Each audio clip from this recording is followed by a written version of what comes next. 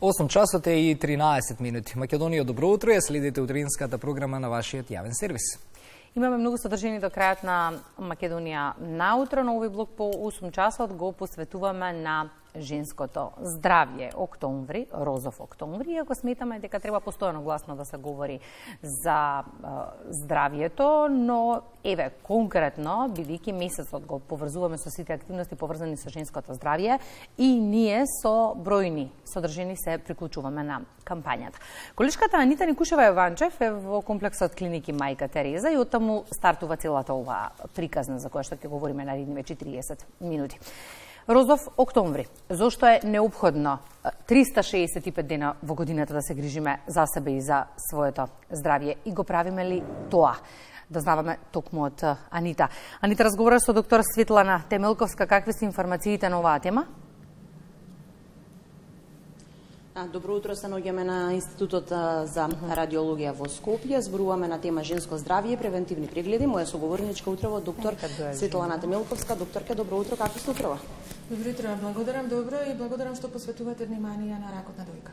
Превентивни прегледи во текот на целата година, не само во овој месец, меѓутоа денеска ставаме акцент на ракот на дојката.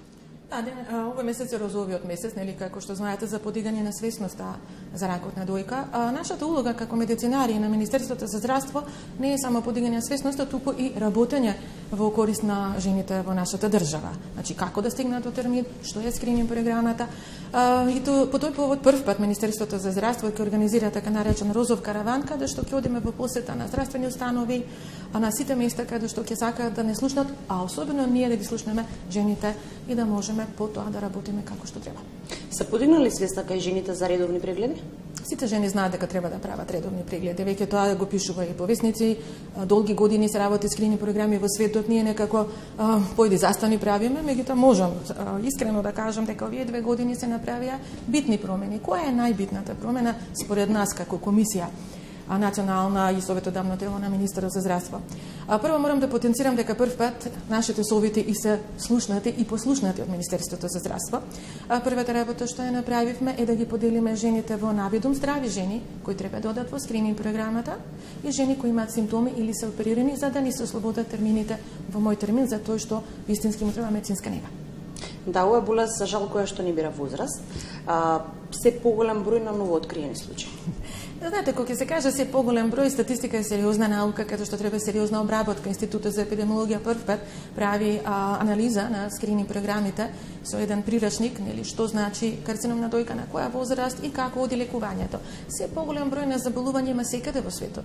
Јадеме лоша храна, дишеме лош воздух, имаме подобри диагностички методи и поголеми медицински сознанија. Така да има поголем број на карциноми воопшто во светот, бели дробови на пример, не само дојка. Нашата задача сега е да видиме каква е состојбата во нашата држава. Да, споменавте дел од причините за негово настанување, но како да го препознаеме? Да, кога велите превентивни програми, сакам да потенцирам дека има примарна и секундарна превенција, нели? Примарната превенција не е можна во ракот на дојка. Значи, што и да правиме, ние може да имаме рак на дојка. Тоа е генетско заболување. Дали е генетска мутација која настанува кај една жена или во семејството има ли тој вид на генетска мутација? Кои жени се во поголем ризик, ако можам така да кажам, во суштина сите сме во ист ризик. Секоја 8 жена во светот има рак на дојка. Но жени што имаат во семејство или жени со така наречени густи дојки се во делумно поголем ризик за рак на дојка, каде што и потешко го откриваме. Така да ракот на дојка е генетско заболување. Примарната превенција јас би ја крстила месечен само преглед. Јас ги молам сите жени да прават месечен само преглед. Секаде има информации, може би вие да ги дадете тие информации како се прави само преглед. Нови промени во дојка се причина за преглед. Секундарната превенција се скрининг програмите. Значи програмите за рано откривање на рак на дојка, каде што жената или сама може да се пријави на веб страницата за скрининг или е поканата во однос на незината возраст од управата за електронско здравство преку софтверска апликација за да направи мамографија во скрининг програма. Не случајно сме тука. За да вас апарат, ке ни објасните зашто станува збори, на кој начин функционира всушност, како се вршат тука прегледите. Така, тука како и во сите установи кои има дигитален мамомат, ова е нова апаратура, нова зборам последните години, нели, каде што сликата е дигитална, каде што може да се модифицира за појасно да ние видиме промени. Мамографијата се прави бидејќи е надворешен орган во 2 проекции. два пати едно мало благо стискање, кое стварно не боли, особено жената ако е по месечен циклус.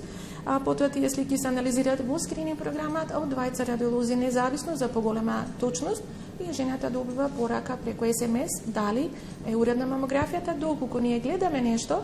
И тоа е новина што сакам да ја потенцирам. Сега ние радиолози конечно после долги години не е дадена таа улога која имаме како специјалисти, значи во скрининг програмата ние креираме упати ако треба ехо, ако треба биопсија, ако треба упат до торакален хирург. Да, цело време зборуваме транспарентно за оваа болест, меѓутоа еве сепак жените се жалат дека тешко доаѓаат за жал до термин, а не може секој да си дозволи да го плати приватно. Видите, ние сите плаќаме данок. Значи сите треба да имаме можност да се прегледаме во државно здравство. Меѓутоа велам, системот беше полн со здрави жени, тоа не може да го дозволиме. Сега го чистиме, ако може така се каже, системот и правиме некој ред во тоа. Дали има термини?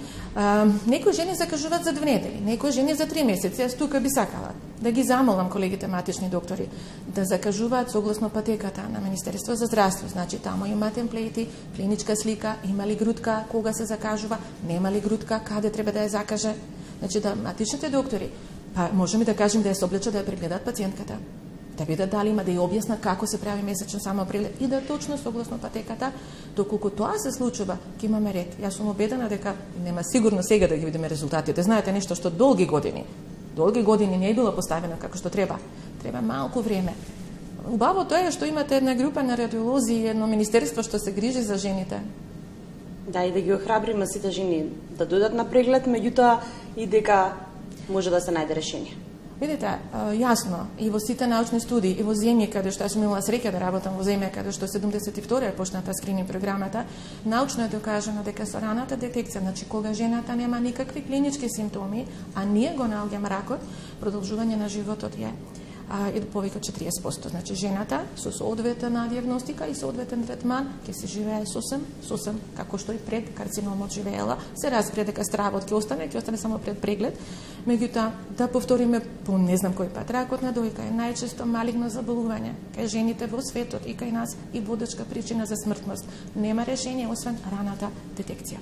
Благодарам на одвоеното време, убава тема на која што треба да разговараме и во иднина. Закажавме веќе пред ова линковско вклучување наредна средба и се надам дека ќе ја реализираме токму тука. Во секој време благодарам на вам. Благодарам. Студио.